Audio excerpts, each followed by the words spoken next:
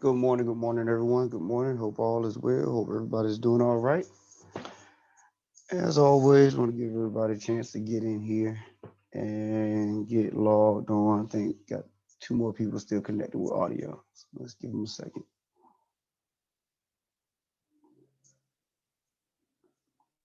Good morning. Good morning. Good morning. All right. So now, did anybody have something to say? I know somebody unmuted. Are we good? I have a question. Yes. Okay, so I was doing the definitions, and then on chapter 1, like the last one, I couldn't find that one. What was it asking? Just give me a second. Uh-huh. I think it was like random. It was something. Sorry, hold on. Yep. If you're talking about the first one, is placebo. For the first definition, is placebo.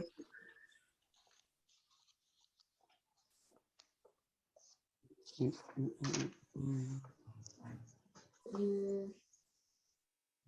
I don't have my definitions up. She says placebo. No, I was looking at the last one on chapter 2. You said chapter 2? Yes, I think it. No, sorry, chapter 1. Random selection. I couldn't find that one. Let's see. I see random assignment. Now in my book, but I have an old. I don't know if I had the first version. You guys have the third version. Mine is on page 20. It's on the next to last page of 1.4. It's like, I don't know if you guys can see it. Like I have this little orange box right here. Not orange box, but yellow box right here. Yeah. So you see it? Yep, Is it there? thank you. Okay, cool. Yeah, because like I said, I don't know exactly what's going on in you guys' book versus mine. So, all right, cool. Glad I could help. All right, and thank you for your classmate. I don't know who went in there and said something. I appreciate that as well. All right, guys. So hope you guys are doing all right. Had a great weekend. Ready to get rolling. Had a great Memorial Day, right? Let's go ahead and get into chapter 3. Then also, if we have any other questions, we can knock those out before we leave, or somebody has something else. Oh, somebody said something in the chat. Hold on. Not sure.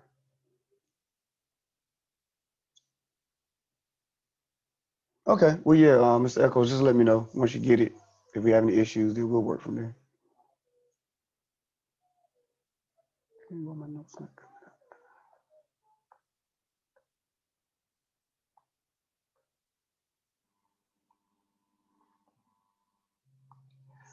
All right. So our first section, 3.1, summaries for a symmetric distribution. You don't have to write this. That's just me writing a note to myself of where I'm going to go in my other notes. Because most of the stuff is, well, math doesn't change. And a lot of the stuff I've already written out in other places. So I'm just going to go reference those notes versus me just rewriting this whole stuff and then, going through that process. So, but the title is 3.1, summaries for symmetric distributions.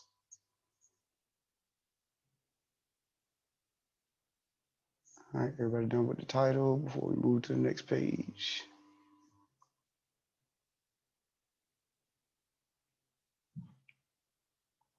All right, so the first thing that we're looking at is the mean, which is the average. So in statistics, the average, the way you reference your average is by the mean. So those are exactly the same thing. The way you would find your average is by adding all your data values, dividing by the number of data values. So if we had an example of the data set of 1, 2, 3, 4, 5, and I wanted to find the average or the mean of that data set, I would just add them all together and divide by the number of data values I have, which is 5. So 1, 2, 3, 4, 5 added together is 15. Divide by 5, and my average is 3.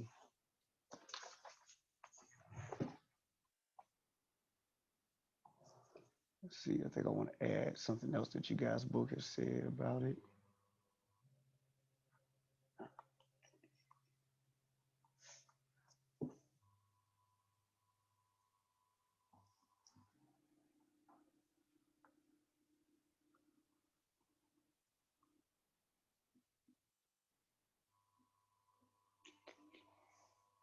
Let me say it is located.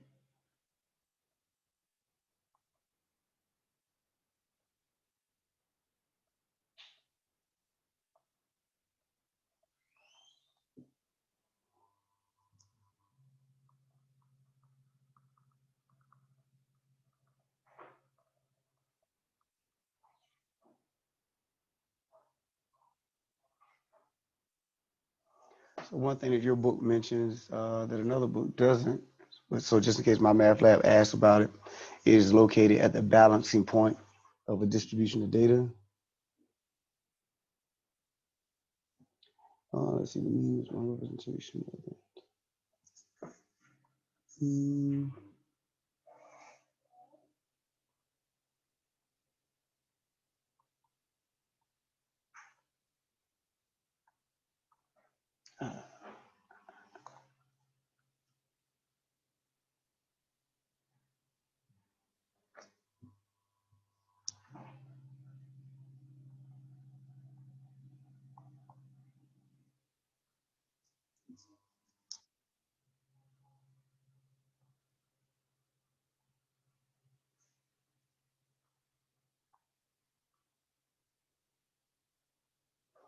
So in the green, I just writing, like I said, it wasn't mentioned in another book, but this is something that your book mentions. So you may see it in my math lab when you go about doing your assignments. It's located at the balancing point of a distribution of data, and it is one representation of the typical value of a variable. So we're just looking at the mean.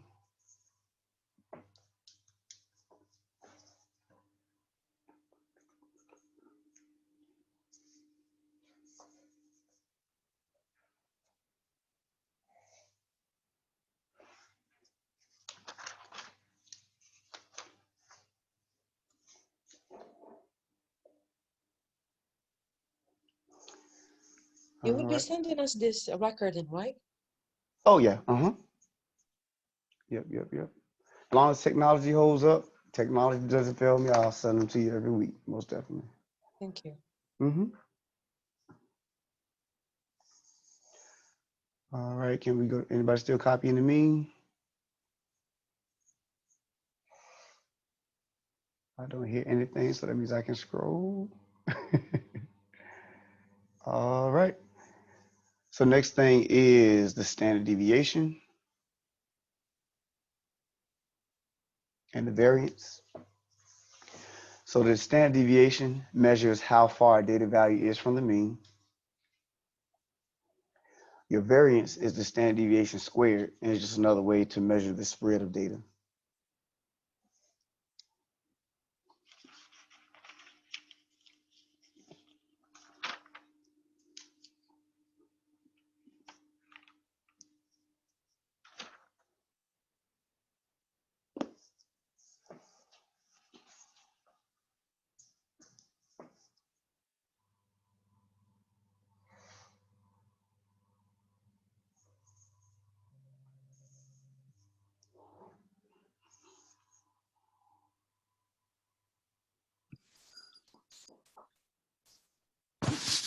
Could you give an example of this standard deviation? Oh, yeah, we're gonna get there. I was just giving people a chance to write. Oh, okay. Thank you. Yeah. Not a problem at all. Didn't want to go too fast, and then I had to scroll back up and all that stuff, you know.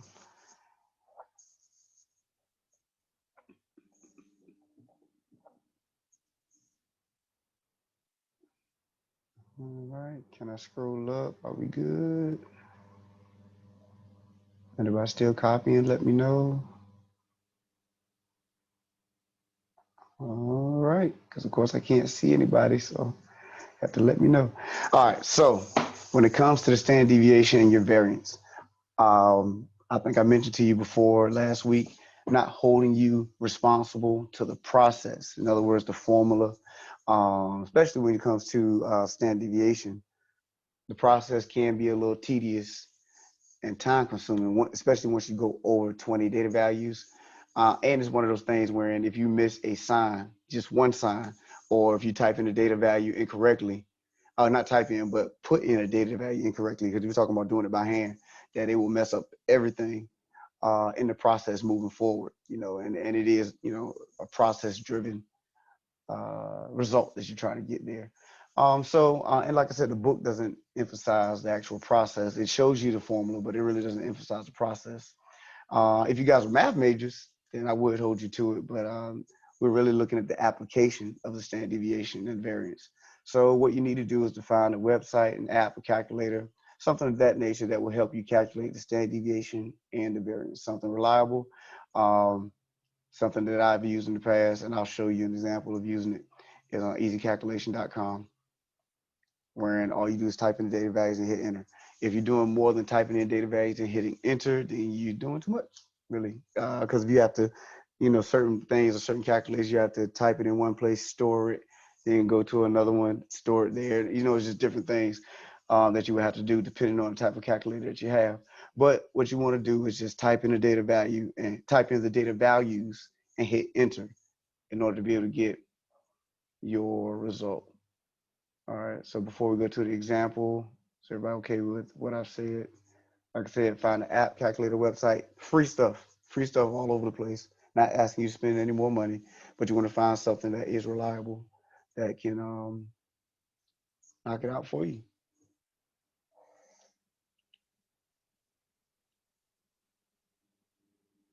All right, I think that's it. Yep. So I'm going to show you easycalculation.com. Take a picture of these data values.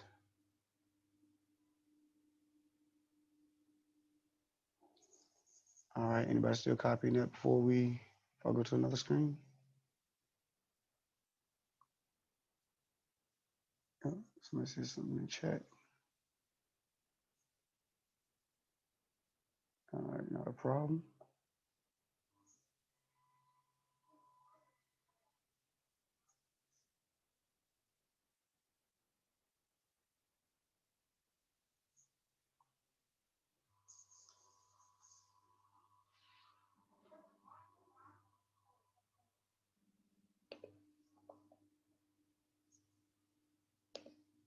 Okay, sounds good. Thanks, sir.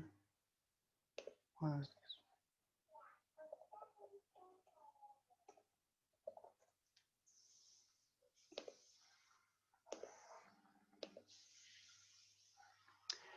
All right, so I would just type in standard deviation calculator.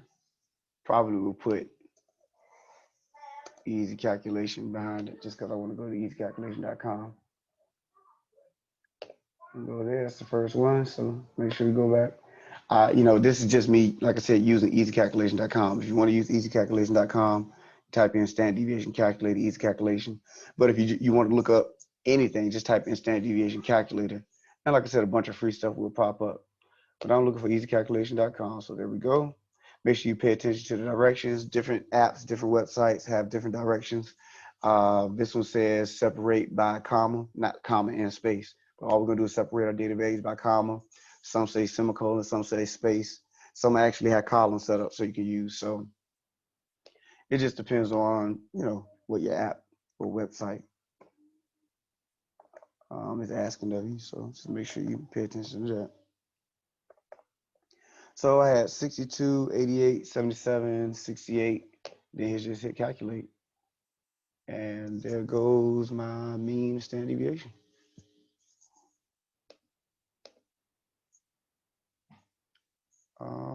Questions on that? That's all you need to do. We'll talk about the applications of that, as we continue to progress forward. But we're just talking about right now, finding something that you can depend on to be able to calculate these two things for you. This was a sample. Remember, we talked about where you should have ran across the difference between the population and the sample. A sample is only going to be a small You know, just like it sounds like a sample, just like when you go to the store, you get a sample of the food, and you know, let you taste it. So a sample is a small portion of the population. The population is the whole, let's say the TCC student body is the population. And then this classroom will be a sample of that student body. So if there are only 4 data values, then that would be your sample. Notice here, this one gives you standard deviation and variance, and then the population. If that was your population, that would be these 2 parts right here. But like I said, with 4 data values, more than likely that would not be your population. So data values that we will use, or standard deviation and variance that we would use, are these 2 right here.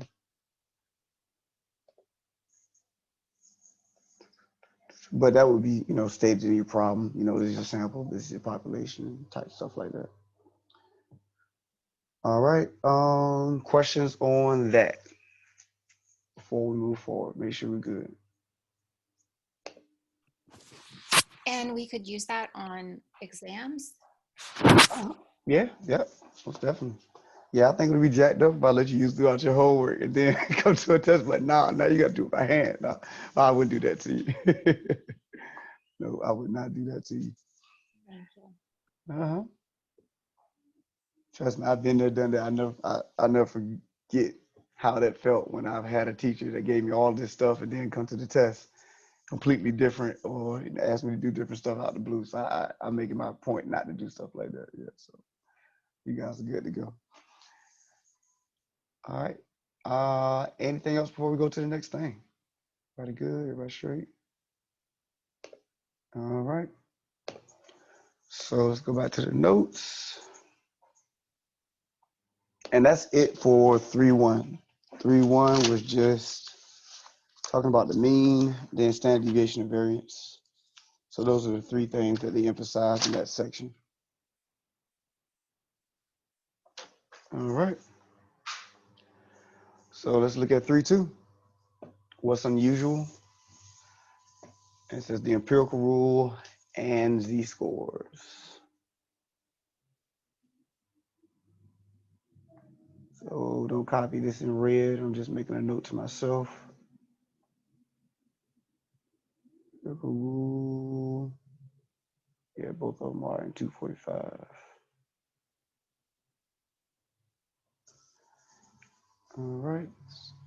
Give you guys a chance to copy that title and then we'll move on. Everybody good on the title? All right.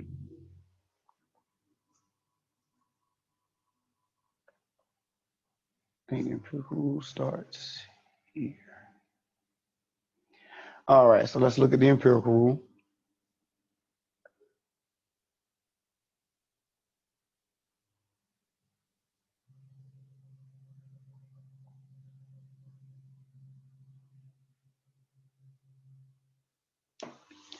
All right, so 68% of your data is going to be within 1 standard deviation of the mean. 95% of your data is going to be within 2 standard deviations of your mean. That's what SD. I shortened it with, with standard deviation, short standard deviation, which is SD. And then approximately 99.7% of your data would be within 3 standard deviations of your mean. I think your book just says nearly all, but same thing, 99.7.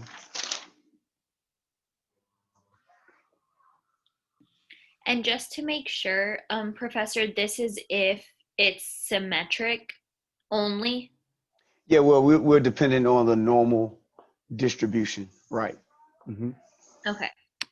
Yep, the normal distribution model.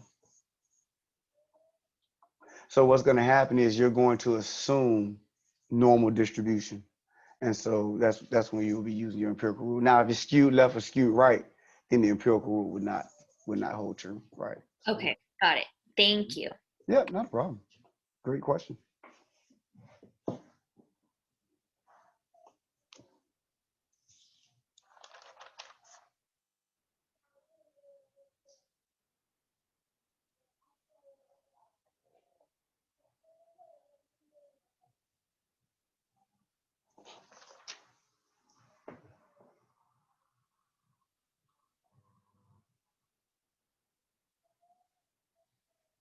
All right. You guys a chance to copy before I scroll up.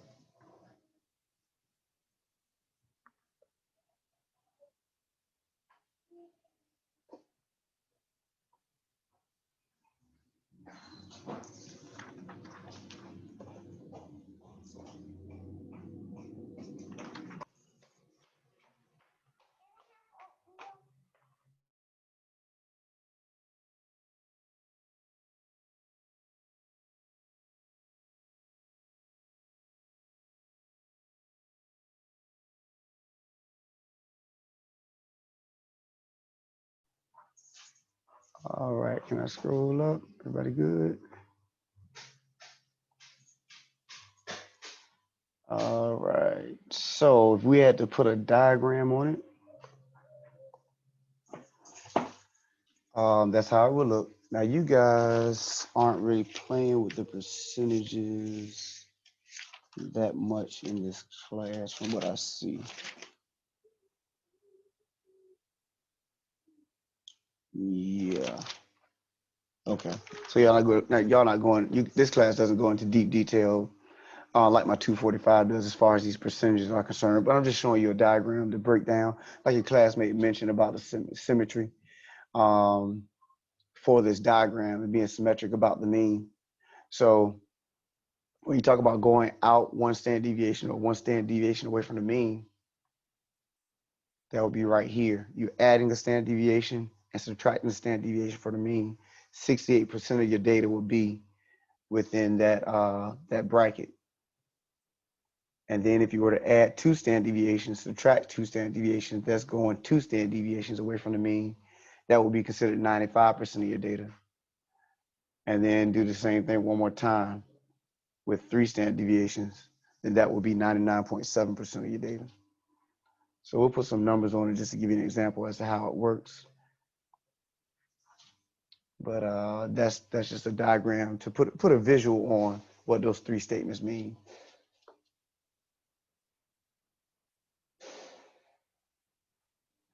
One second.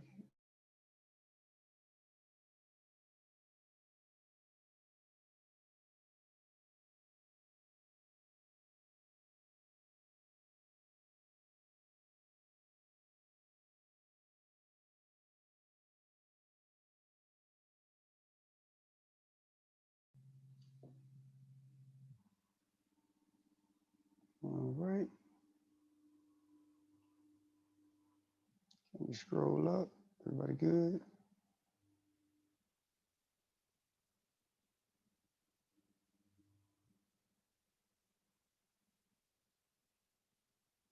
All right. So let's look at this one. The mean IQ score of students enrolled at University A is 100 and the standard deviation is 16.1. So we want to determine the percentage. Look at the real percentage a little better. Determine the percentage of students who have IQ scores within 3 standard deviations of the mean according to the empirical rule. Then determine the percentage of students who have scores between 67.132.2, 67.8 and 132.2. Determine percentage of students who have scores above 132.2. So yeah, we'll do this. And we should be good to go on that. Let me see percentage. Write some of this stuff a little better.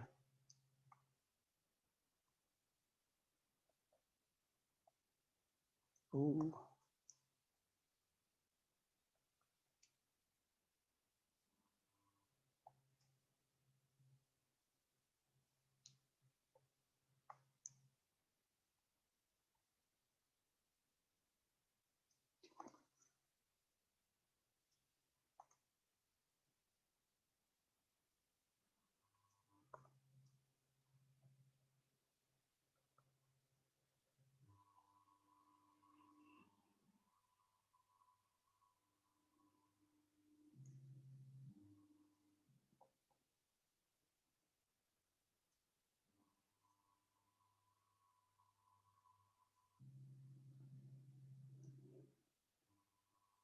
Let me just give you guys a chance to write this for those who are doing so.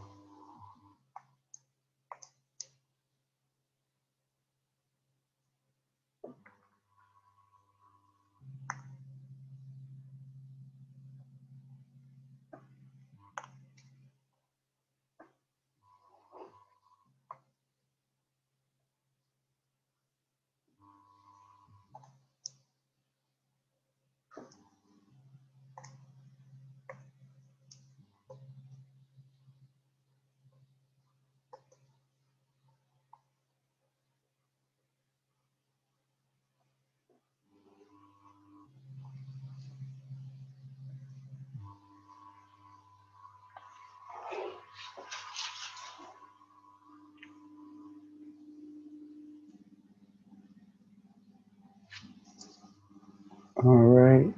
Can I scroll up? All Just 1 second. right, not a problem.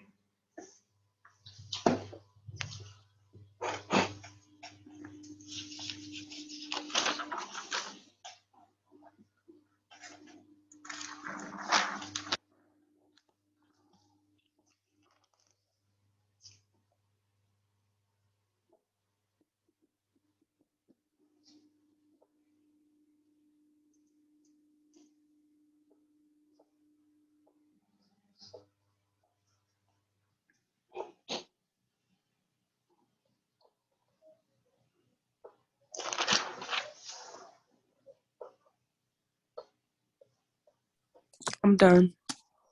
All right, sounds good. So let's look at how this empirical rule works. It says the mean IQ score of students enrolled at University A is 100 and the standard deviation is 16.1. Determine the percentage of students who have IQ scores within 3 standard deviations of the mean according to the empirical rule. Now, technically, we don't really need to do any calculation to get this answer because according to the empirical rule, within 3 standard deviations of the mean is going to be approximately 99.7% of your data. So that's the empirical rule. So we really don't have to do any calculation for that. So, that's why I just wrote 99.7. But I want to show you how this works. So I'm going to go ahead and do the calculations. So first thing we do recognize that we have our mean in the middle, and then there's a left side of the mean, and then the right side of the mean. So these percentages up here don't ever change. Those will always be fixed according to the empirical rule and the symmetry. But according to the data values that you have with your mean and your standard deviations, those bottom numbers are what will change. So your mean is always in the middle. Then to get the values that are on the right side of your mean, you just add a standard deviation 3 times. To get the values that are on the left side of your mean, you subtract the standard deviation 3 times. All right, so let's go down here.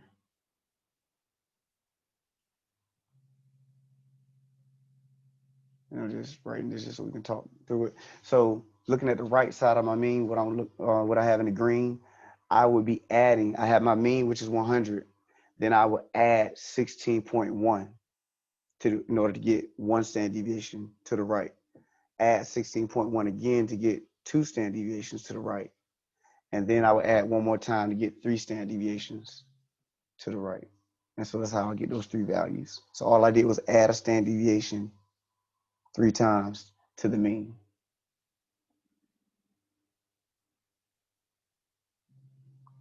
So questions on what we did here in the green. Once again, we have our mean in the middle, and then to get the 3 values on the right, we add the standard deviation 3 times. And of course, first we would find the standard deviation using one of those websites or apps or whatever. Mm-hmm. Now, in this practice, I believe they're just going to give it to you. Oh. But if they didn't, you're right. If they gave you a data set, then right, you would plug it into app, website, or calculator, and then go about doing this. Yep. Okay.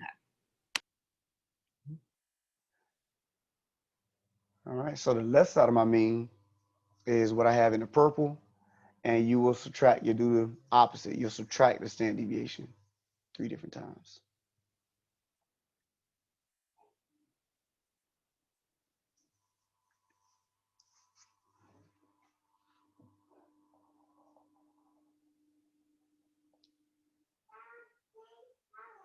All right. So any questions on what we've done up to this point? So like I said, right side, you have your mean in the middle. You're going to add a standard deviation 3 times to get those 3 values. Then left side, once again, your mean is still in the middle, but then you subtract the standard deviation 3 different times to get those 3 values.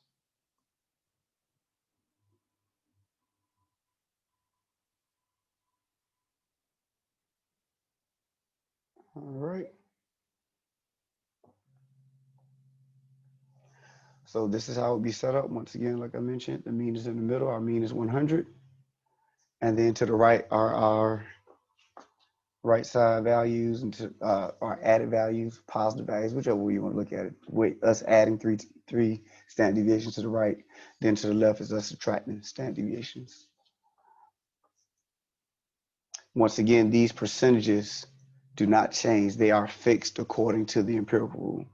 And notice, once again, mentioning that symmetry. Notice we had 34, 34, 13.5 on both sides, 2.35 on both sides, 0.15 on both sides. And all of those data values add up to 100%. I don't think I mentioned that before, but all those data values add up to 100%. 50% on the right, 50% on the left. All right. Any questions on any of that before we look to answer those questions?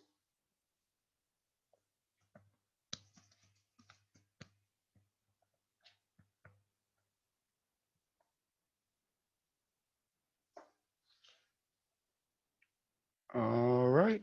So we already talked about A, which is 99.7. Let's go back and make sure we're good with it though. It says determine the percentage of students who have IQ scores within 3 standard deviations of the mean according to the empirical rule. Once again, that didn't lean on any of our calculation. That just leaned on this statement right here, that within 3 standard deviations of the mean, 99.7% of your data will be encased. All right, so the next one, determine the percentage of students who have scores between 67.8%, 132.2, I said 68.8%, 67.8 and 132.2. Now percentages here, we're about to go to the percentages. So 67.8 is right here, 132.2 is right here.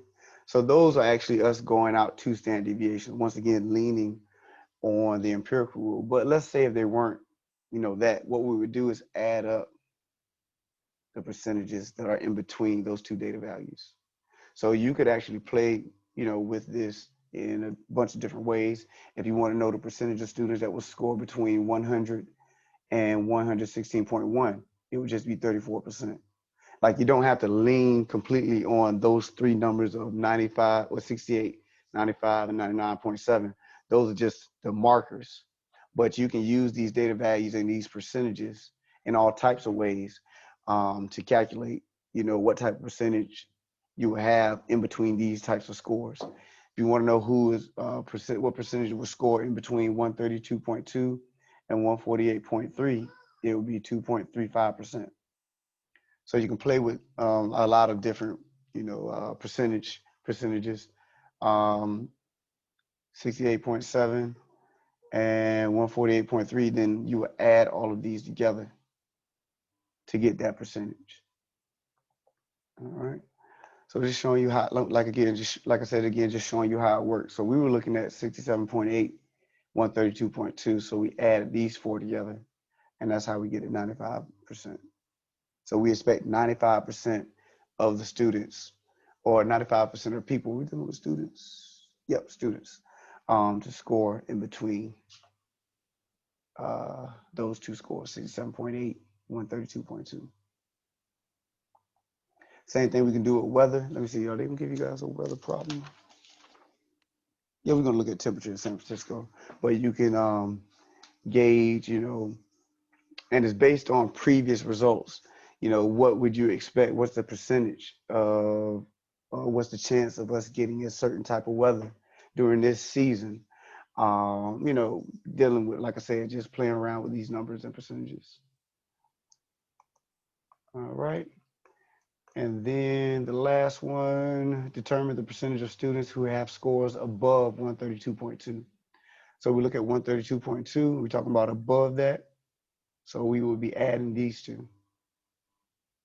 And so it's 2.5% of the students are expected to score above 132.2. So those keywords like that will dictate what percentages you're adding together. If it said below 132.2, then we would have added all of the percentages going the other way. So above would be to your right, below would be to your left. So, yeah. And how did we get the numbers in the red? The percentages, these numbers up here? Yes. Yeah, those are fixed according to your empirical rule. Those will always stay the same. Okay. Yeah, so that's based on these 3 statements and the fact that it's symmetric, so they split it in half. So, Got yeah, it. Okay. Thank you. not a problem. So so those numbers, those percentages are always fixed. Those will always stay the same. These bottom numbers will change according to your standard deviation and the mean that they give you.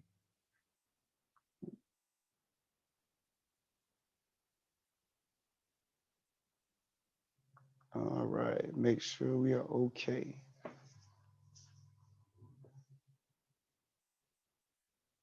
And the last one we did was that. So any questions on the empirical rule before we look at z-scores? I have not posted chapter 3's homework yet. I'll try to do that today. Weekend got a little heavy, so I didn't get a chance to get to it. But everything from chapter 1 and chapter 2 has been posted. So, you guys can get in there and knock that out. I think some people have done so already, so great job on that. But yep, get in there and get to it. See if you have any questions.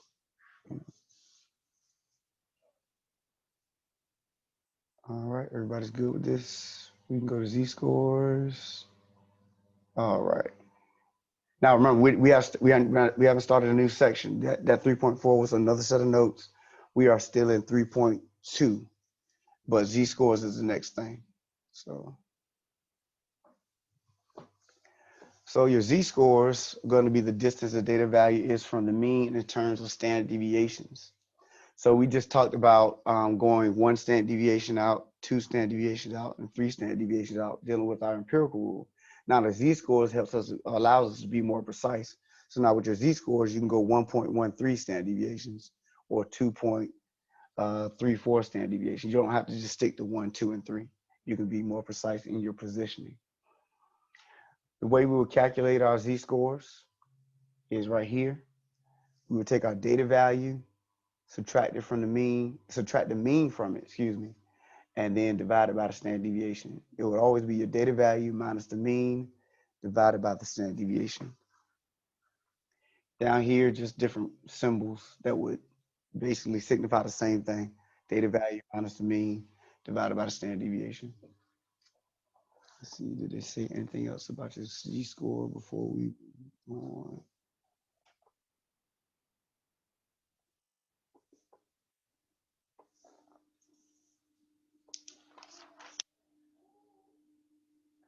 Okay, that's good to go.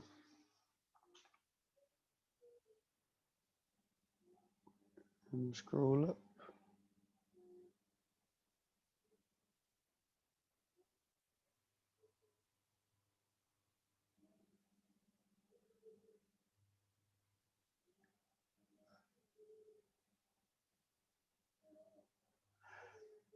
All right, so not sure if they're gonna ask. I know they asked this in my other class, and I got to see if we're gonna use our z-score chart. I know we're not gonna use it in this chapter, but your z-score is unitless.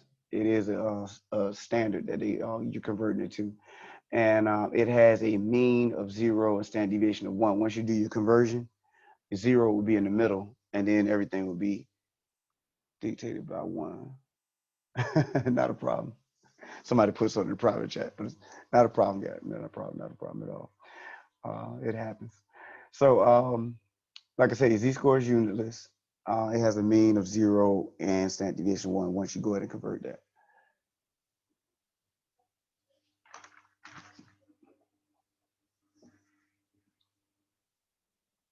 All right. Everybody good with that? All right, so let's look at this problem. So make sure we have a good understanding of what z-scores are and how they're used. Z-score helps us convert our data values to a standard so we can compare data values and data sets. So, but it's based on the group that you have. So in other words, let's say if you had some scorings or some test scores, and the way we learn in Virginia or where our measurements and our standards are in Virginia may be different than they are in California, or they may be different than they are in Georgia, or they may be different from Chesapeake to Chugatuck, or whatever, you know what I mean? So what you can do is look at these standardized scores, let's say SOLs, let your students take something in Chesapeake, then you can compare it to the average that's in Chesapeake and compare it to how they're doing in the average that's in California. And that's what this would do. You would take somebody's score compared to the average and say that this person is this amount away from the mean here. Then look at somebody in California and say that person over there is this amount away from the mean over there. So you're comparing that person to the place that they're in and saying that according to where they are, that person has done this amount better than the average here versus that person and what they're doing over there. So looking at this one, determine whether the Angels or Rockies had a relatively better run producing season. The Angels scored 773 runs and play in the American League where the mean was 677.4 and standard deviation was 51.7. The Rockies scored 755 runs and play in the National League where the mean is 640 and standard deviation is 55.9. So if you're just talking about who produced the most runs, then it would be the Angels versus the Rockies, right? The Angels produced 773 runs. The Rockies only scored 755. But if you know a little bit about baseball, you know that the National League and the American League do this, not that scoring a little different, but they have a little different system going on with the pitchers having to hit and all the stuff like that. I forgot the details on it, but it's a little different. So it would be in your best interest to compare each one of them to their respective league and then see how far or see how well they did in respect to with respect to the mean. All right. So give you guys a chance to write down that before we look at calculating.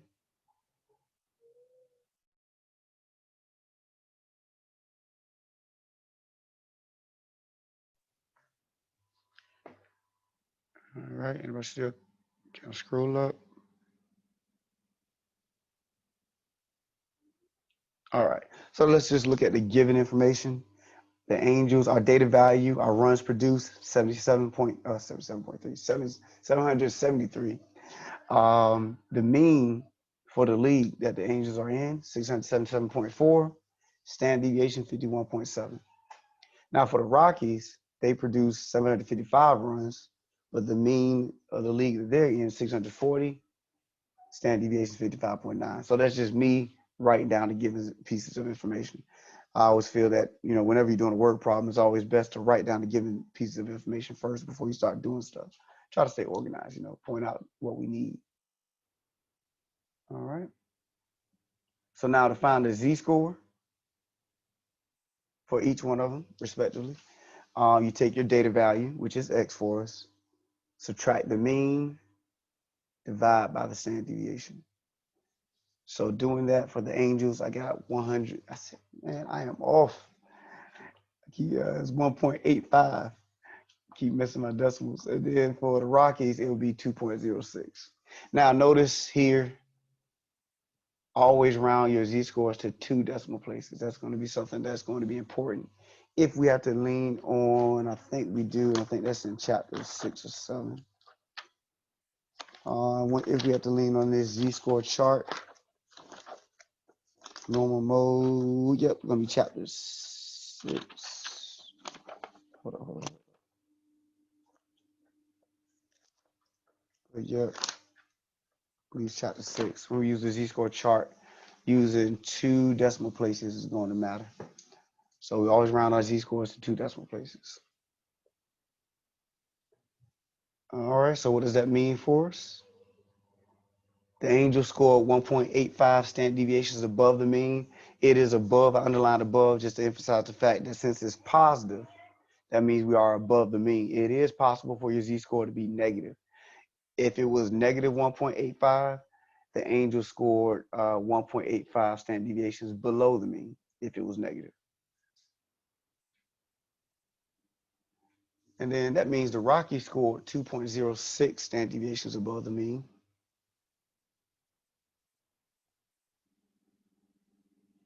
So that means the Rockies had a better run producing year.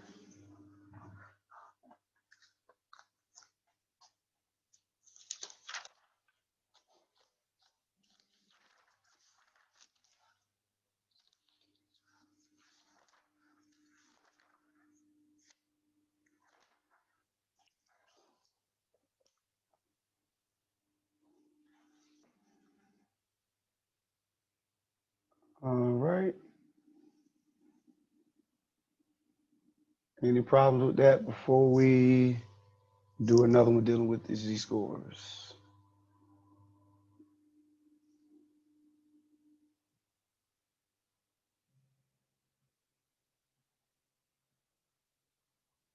All right, gonna go move off this page. Anybody still copying?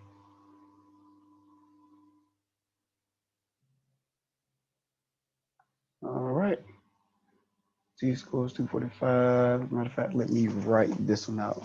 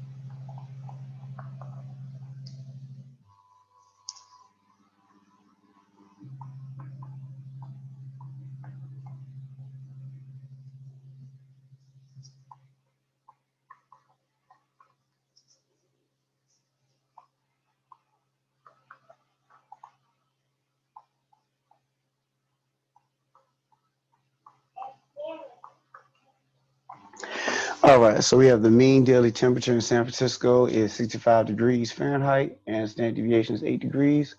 On one day, the high temperature is 49 degrees. What is this temperature in standard units? And assuming the empirical rule applies, does this seem unusual? So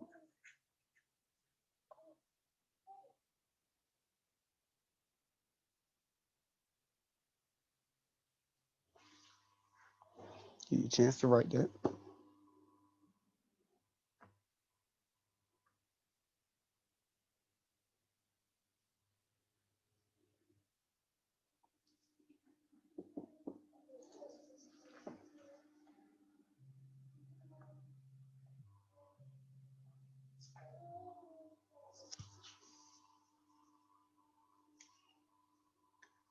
All right, so everybody good? Can scroll up a little. All right, so we can write down our given pieces of information first. So we know our mean. And let me see, did you guys even get those on that? I'll just write mean. So our mean is 65. Our standard deviation is 8. And the data value in question, or the data value that we're going to convert, is the 49 degrees. All right, so everybody okay with that? All right, so it says, what is this temperature in standard units? So whenever you mention standard units, they're talking about z-scores, just another way of phrasing it. So that's why I use that, just in case the book phrases it that way. You know what they're talking about. So we're going to take 49 minus 65 divided by 8. If I'm not mistaken, this is -2. Yep, that's that -16. I'm going to write it out.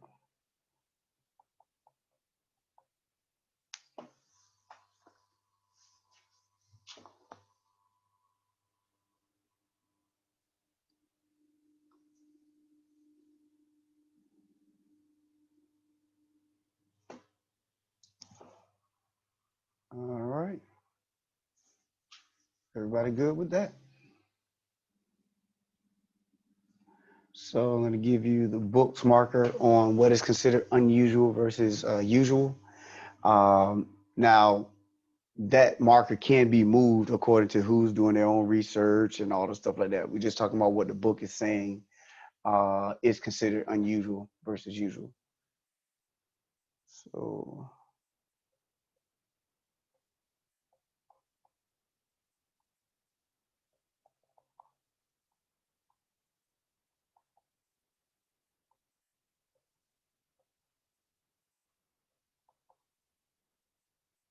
yeah,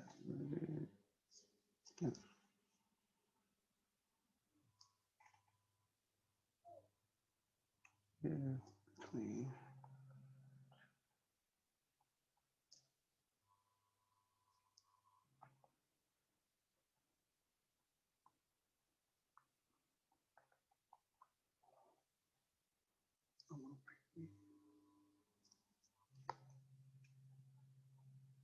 So according to the empirical rule, 95% of the data is between -2 and +2 standard units. So let's see.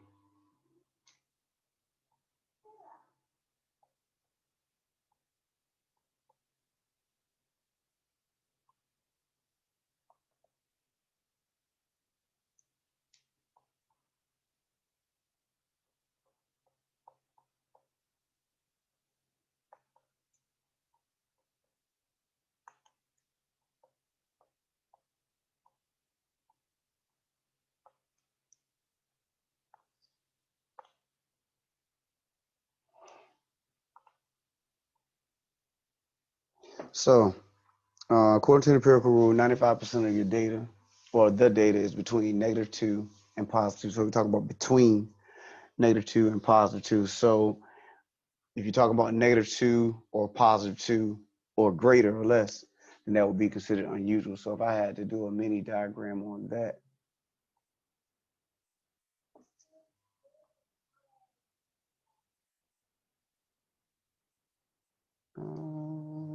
I'll just do that.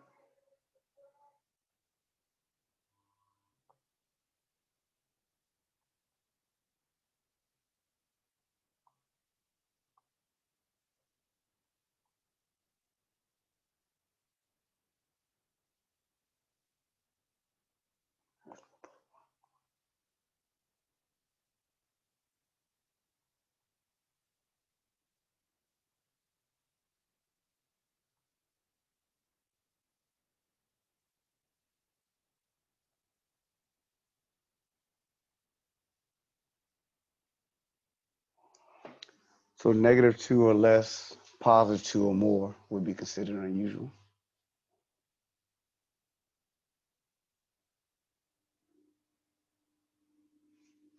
Everything in between would be fine. Usual, normal. Just leave it as usual.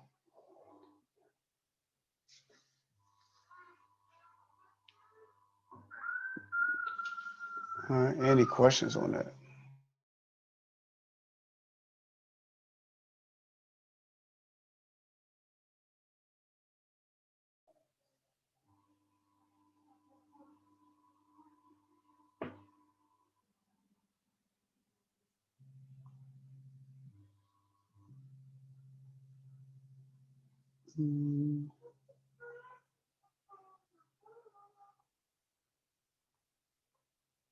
Let's see some in chat.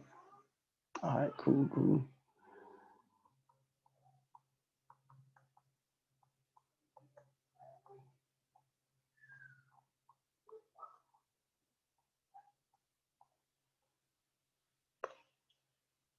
I just wrote it out, that's all.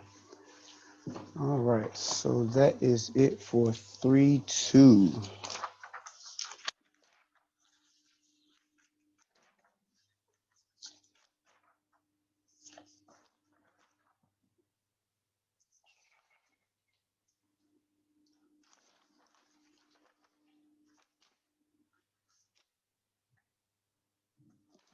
We can do, let me see what 3-4 is for you guys.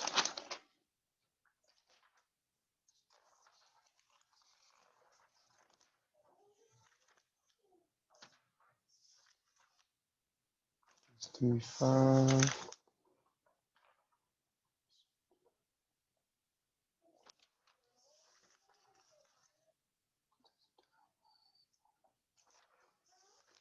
Okay, so that's 2 sections right there.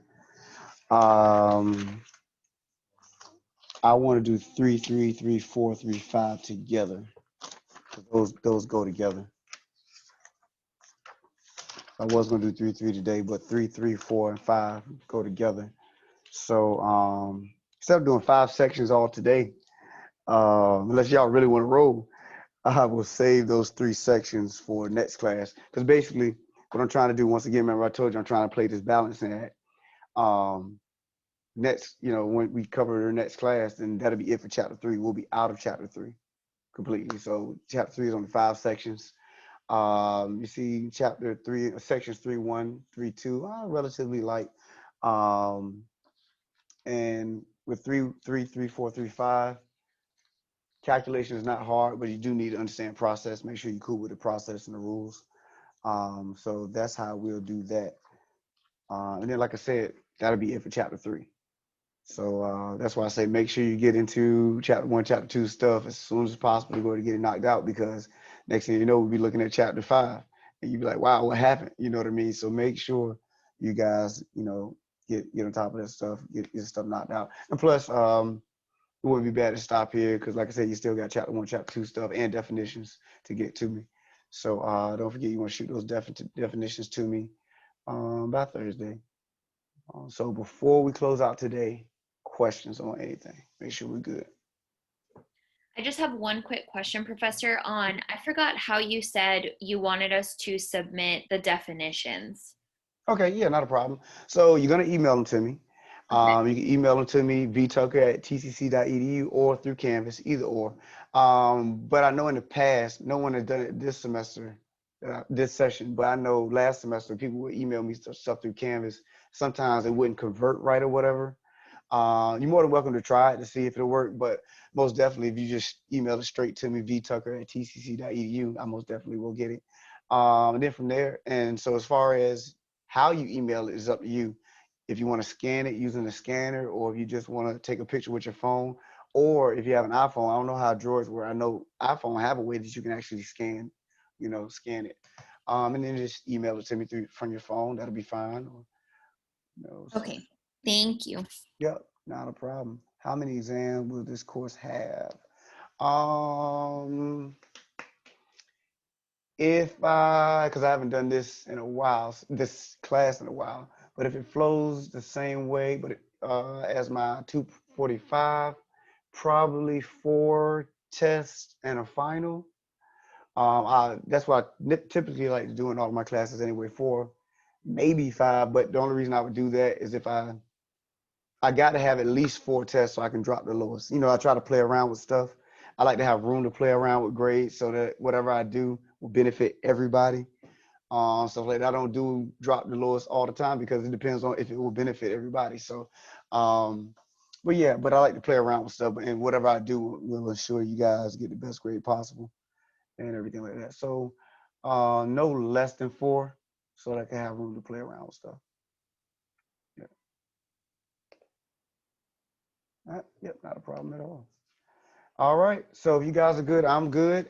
Like I said, next class we'll do 3-3, 3-4, and 3-5. All of those sections go together. So don't feel like you're going to be overwhelmed because, like I said, in other classes there are only 2 sections or maybe even 1 section. So those sections go together, and that's why I want to do them together. I see somebody in the chat. No problem. Thank you. All right. So you guys have a good one. Be safe, and I will see you next class. Thank you, you too. Thank you. Thank you. Thank you. Appreciate it. Yeah. Thank you. Thank you. Have a good one.